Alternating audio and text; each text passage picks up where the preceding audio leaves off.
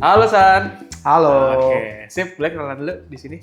Halo teman-teman, nama gue Sandi, gue CEO dari People Shift. Oke, San, thank you banget ya. Jadi di CEO React kali ini kita akan ngebahas satu topik yang menarik banget lah. Tapi ininya di indis ekonomi lah ya. Bisa dibilang keuangan lagi susah, banyak PHK dan ya kesejahteraan secara umum mulai menurun banget lah. Nah makanya kita hari ini akan nge-ranking, kita akan ngenilai list side hustle terbaik untuk dilakukan para masyarakat di Indonesia. Oke, Jadi nanti gue akan ngasih lu total 6 side hustle yang akan gue kasih ke lu. Dan lu akan menilai dari kuadran efektif, easy to do. Jadi semakin efektif means berarti bisa mudah untuk ngasilin duit, easy to do, mudah untuk dilakukan. Oke. Gitu. Menurut lu seberapa penting sih orang saat ini punya side hustle, side income lah, income tambahan dari project sampingan gitu? Oke, seberapa penting menurut gue tergantung pekerjaan orang tersebut. Yang saat ini dia kerjain gitu ya, kerjaan utamanya. Kalau emang secara kerjaan utamanya sangat menunjang untuk karir dan juga income, menurut gue nggak terlalu penting. Tapi kalau misalnya emang kita ngelihat pekerjaannya secara karir mungkin di perusahaan tersebut tidak terlalu bagus, nggak yang bisa membuat kita tuh ladder karirnya cemerlang gitu ya, dan juga income mungkin nggak terlalu besar, itu jadi sangat-sangat penting buat punya side income. Karena gini, ngomongin income hari ini UMR sekitar 5 jutaan dibandingkan tahun 2000-an awal, dengan mengacuk harga emas itu udah ngedrop banget. Tahun 2000-an awal itu UMR kita sekitar 4-5 gram emas harganya. Hari ini itu cuma kayak 2-3 gram doang. Berarti kan ada kemerosotan nilai di situ. That's why perlu set income. Tapi kalau misalnya emang pekerjaan sudah bagus nih, bisa ngasih gaji 20 juta, 30 juta, bahkan karir kedepannya masih panjang gitu ya buat kedepannya, gue rasa fokus buat ngejar karir itu jadi make sense juga. Menarik. Nggak penting-penting banget punya side income.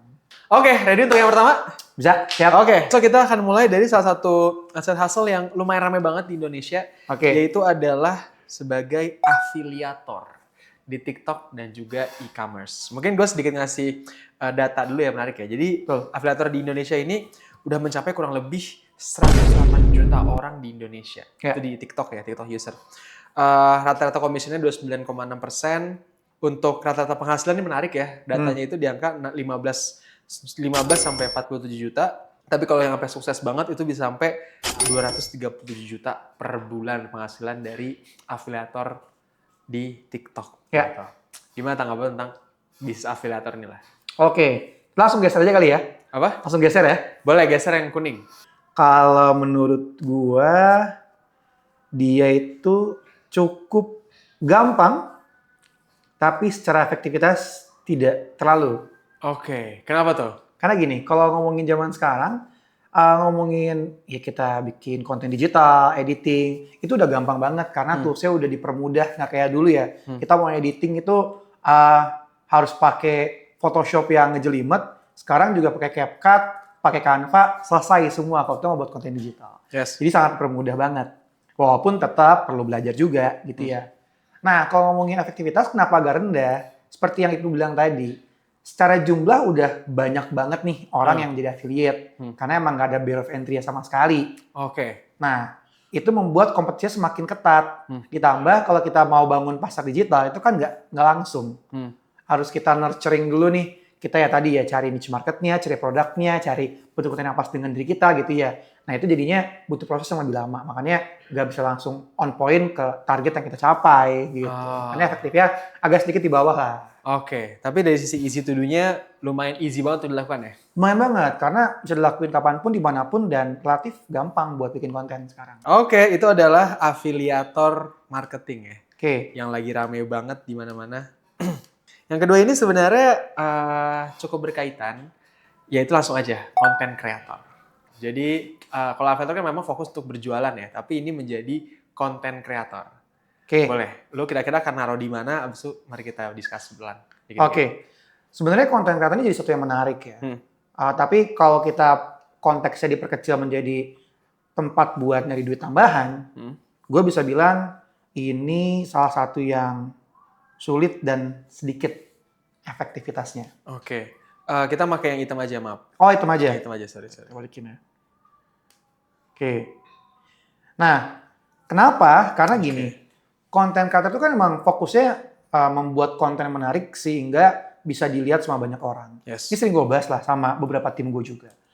Menjadi seorang seller yang konten sama content creator yang akhirnya berjualan itu different kind of things banget. Ya. Karena journey-nya beda. Kalau kita sebagai penjual, produknya udah clear mau jualan apa, kita tinggal pikirin konten kreatif yang akhirnya bisa nge-engage gitu ya. Nah, cuma kalau misalnya kita berarti konten creator dulu, kita harus biasanya lebih condong buat bangun base masanya dulu.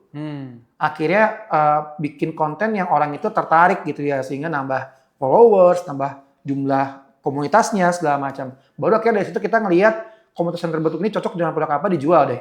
Yes. Ke situ. Nah, tentunya kalau bisa jadi sebagai side hustle, itu journey yang sangat panjang. Sangat panjang ya.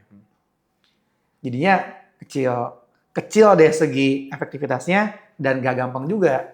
Karena tadi ya panjang prosesnya dan gak segampang itu juga buat bisa bersabar dan ngebangun masa sebesar itu.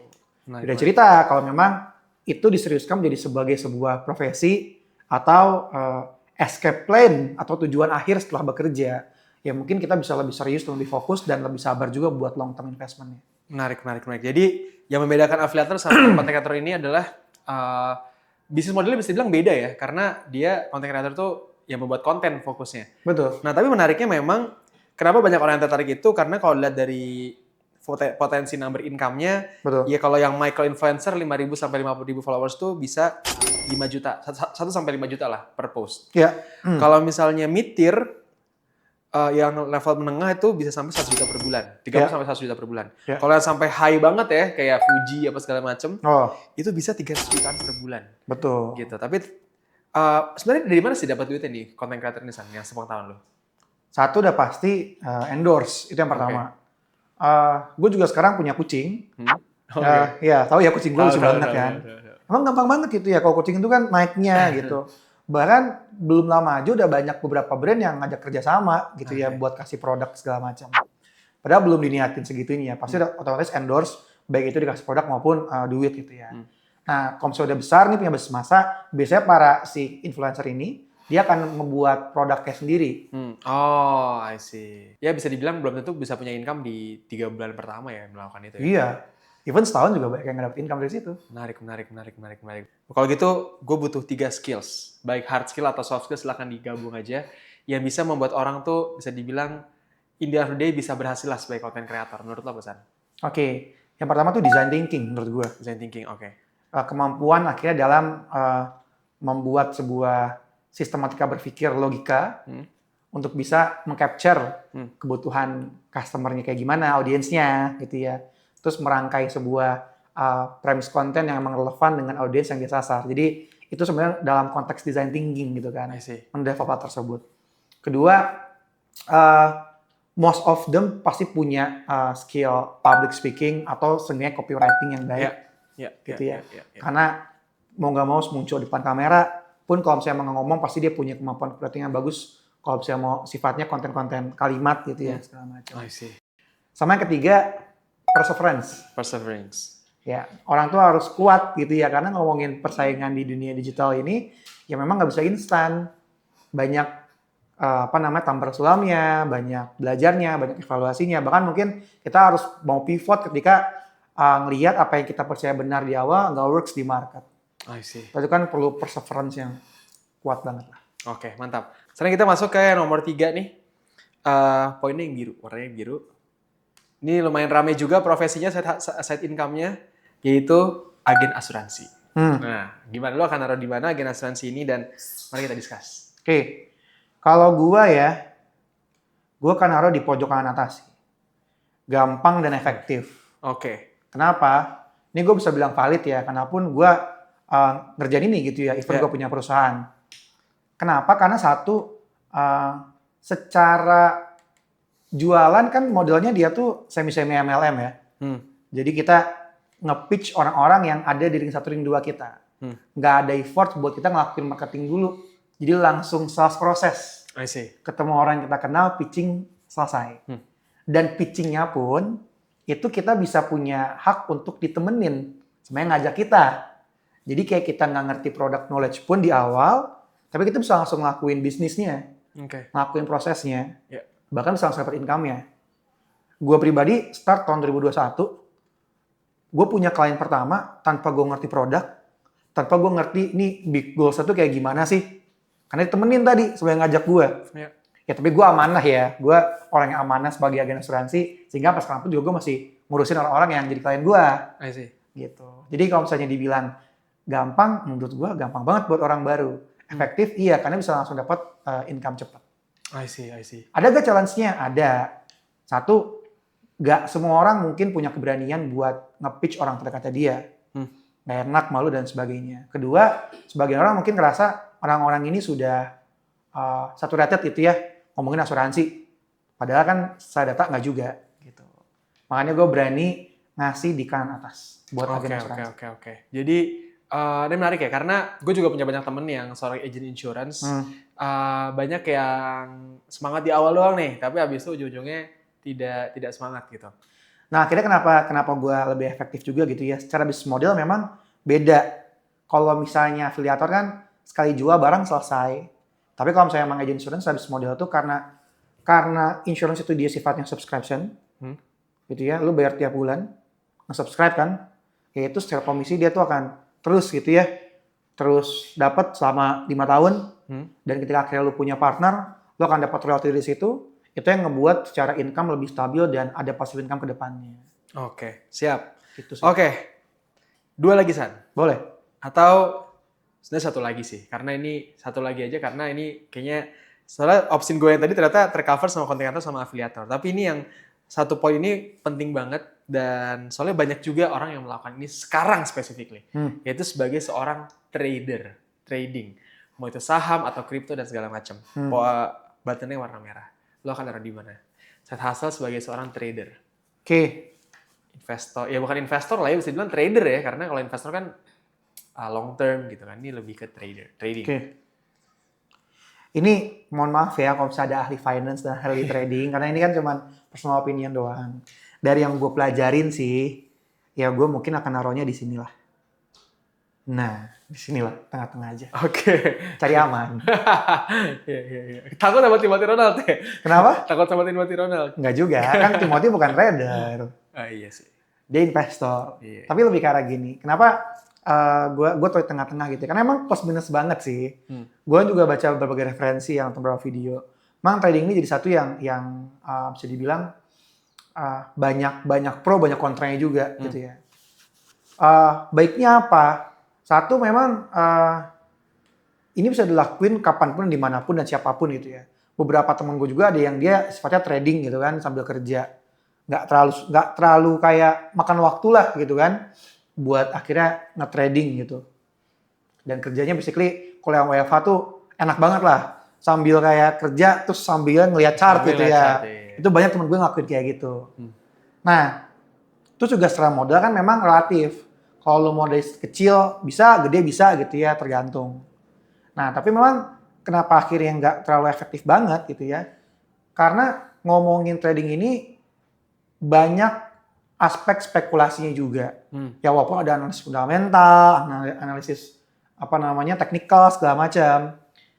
Ya namanya kita ngeliatin chart gitu ya, yang kadang naik, kadang turun. Even kita ya prediksinya nggak bisa tepat 100% gitu. Yang rugi pun juga akhirnya nggak sedikit. Ya oke. Nah, balik lagi nih ngomongin set hustle rugi, itu juga one things gitu kan. Niat kita pengen nambah duit, tapi malah jadi nggak nambah duit, malah boncos gitu.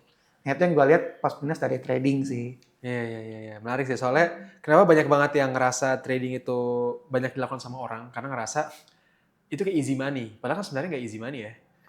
Iya, nggak salah juga sih, tapi sefluktuatif itu aja. I see. Easy come, easy go.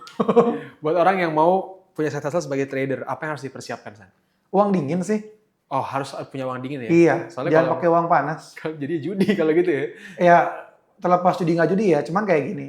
Kalau uang dingin kan misalnya worst scenario akhirnya duitnya hilang, ya udah itu emang uang dingin gitu loh. Lu nggak, ya walaupun sedih, cuma nggak terlalu sedih.